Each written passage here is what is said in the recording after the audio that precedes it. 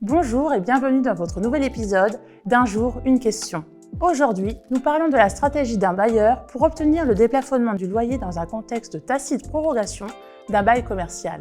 Voici les faits. Le 2 juillet 2013, Madame S a délivré à la CRL C un congé avec offre de renouvellement, prenant effet au 1er janvier 2015. Depuis, la bailleresse est décédée.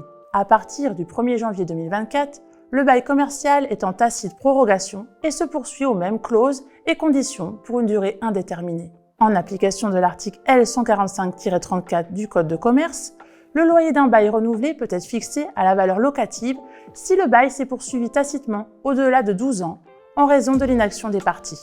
Autrement dit, si rien n'est fait avant l'expiration des 12 ans, le bailleur peut bénéficier d'un déplafonnement du loyer non soumis au lissage. Cependant, le bailleur doit rester inactif avant les 12 ans pour bénéficier de ce déplafonnement. Si le locataire est bien conseillé, il peut initier une demande de renouvellement entre la 9e et la 12e année pour neutraliser ce motif de déplafonnement. Dans le cas où il n'y a pas eu de demande de renouvellement durant cette période de tacite prorogation, le bailleur devra envoyer un congé par acte d'huissier avec offre de renouvellement moyennant un préavis de 6 mois pour le dernier jour du trimestre civil suivant. Dans cette offre, il demandera le déplafonnement du loyer, justifié par la durée de la tacite prorogation supérieure à 12 ans. Ensuite, le bailleur devra saisir le juge des loyers commerciaux dans un délai maximum de 2 ans à compter du point de départ du renouvellement. Sinon, il sera forclos. Après cette offre de renouvellement, le bail commercial sera renouvelé, même sans écrit, aux clauses et conditions du bail expiré, sous réserve des dispositions d'ordre public de la loi Pinel du 18 juin 2014